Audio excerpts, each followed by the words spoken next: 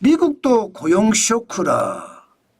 예, 스태그플레이션 온다. 이 말이 여러분 사실일까요? 일단 말입니다. 이 지표부터 먼저 한번 보시죠. 미국의 비농업 고용인구입니다. 2025년 1월에 14만 3천 명이었거든요. 2월에요 15만 1,000명이에요. 늘어났긴 하지만 굉장히 적습니다. 과거 1년간 평균 증가폭이 20만 2천 명이라고 생각을 하면 지금 1월에도 14만 3천 명, 2월에도 15만 1천 명. 1월보다 2월이 늘었지만 평균 증가폭보다 훨씬 미치죠. 그러니까 시장에서는 야, 경제가 도대체 지금 어떻게 돼가고 있는 거야 의심하기 시작합니다. 게다가 실업률도요 2월 실업률이 4.1%예요. 늘었습니다. 지난 1월만 하더라도 4.0%였거든요. 이게 2월에 4.1%로 늘어났습니다. 실업률이. 뭔가 불길한 조짐이 보이는 겁니다. 여러분, 고용이 줄어들고 실업률이 늘어난다는 건 경기가 나빠진다는 의미인가요? 맞습니다. 실제로 경기가 나빠지는 지표가 나옵니다. 아틀란타 연방준비은행에서 GDP now, GDP라는 게 한 나라 국민이 생산하는 총액을 말하거든요. 경제성장률이라고 이야기해도 무방합니다. 그런데 3월에 들어서서 말입니다. 1분기 경제성장률 전망이 마이너스로 돌아섰습니다. 3월 1일에는 1분기 마이너스 성장률이 1.5%까지 떨어진다. 2분기에는 3월 4일에는 2.8%까지 떨어질 수도 있다. 3월 7일에는 2.4%까지 떨어질 수 있다. 이것은 여러분 그만큼 말입니다. 미국의 1분기 성장률이 마이너스가 될 수도 있다는 뜻이에요. 마이너스 성장률이면 이게 성장이 정체된다는 이야기죠. 문제는 물가는 올라갑니다.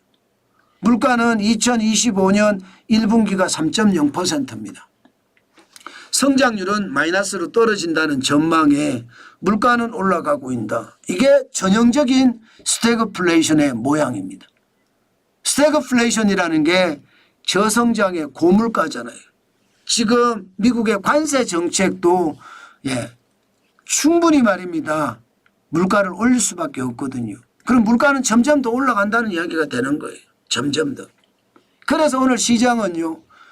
그야말로 고용 쇼크를 그대로 반영을 했습니다. 오늘 기술주 중심인 나스닥 종합주가지수는요. 이게 오전에 굉장히 많이 떨어졌어요. 굉장히 많이 떨어져요. 그러다가 오후에 올라가기는 했는데 이게 제롬 파월 연방준비제도 의장이 연설을 하면서 미국 경제 좋다. 걱정하지 마라. 이렇게 이야기하고 나서 좋아진 거는 맞아요. 그렇지만 전체적으로는요. 미국의 고용이 나쁘다는 이야기가 계속 나오는 겁니다. 이제 중요한 것은 기술주 중심의 나스닥 이 기업들이 실적을 발표하는 겁니다. 이제 실적에 따라서 어떻게 될지가 결정이 될 텐데 시장에서는 불안합니다. 그렇지만 나스닥 종합주가지수는 0.7% 올라가서 126.96이 올랐습니다. 18,196.22로 마감했습니다.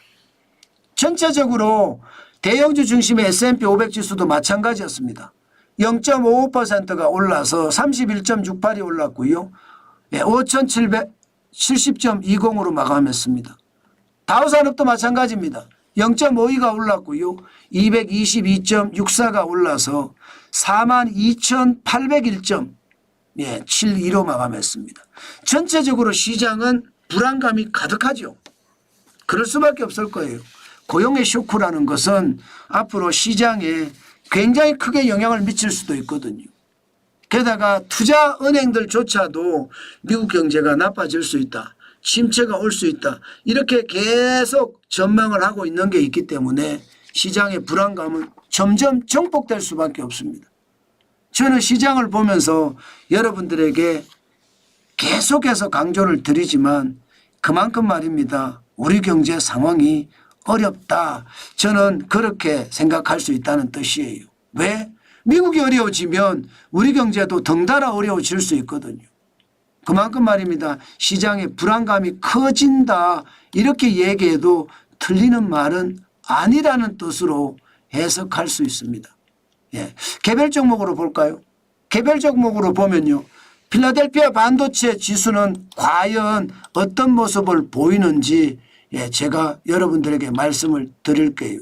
그만큼 말입니다. 필라델피아 반도체 지수가 반도체 전체를 끌고 가는 거니까 시장에서 변화가 어떻게 일어나는지 알 수가 있습니다. 알 수가 있습니다.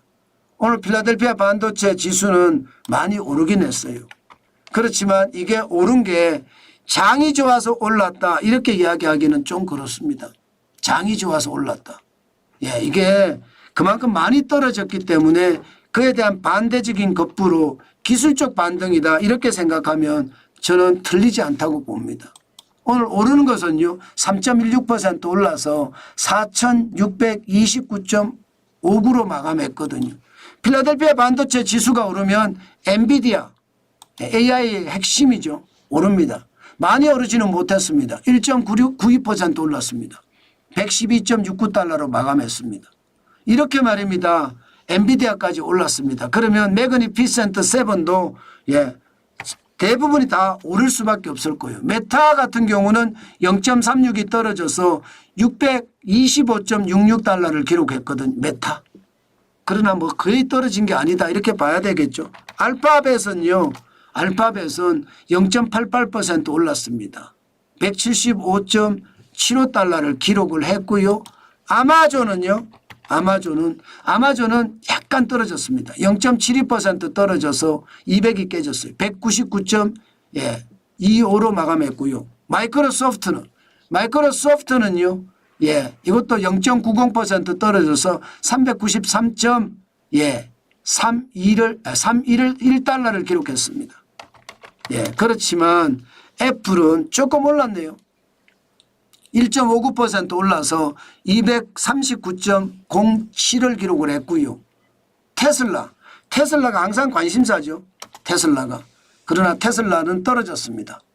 262.67달러까지 떨어졌습니다. 0.30% 빠졌습니다. 전체적으로 보면 매그니피센트 7은 들쭉날쭉하죠. 뭔가 불안한 감이 커지죠. 제가 그렇게 말씀을 드리고 있는 겁니다. 그만큼 시장의 불안감이 지금 굉장히 팽배해 있습니다. 어떤 불안감이 팽배해 있느냐.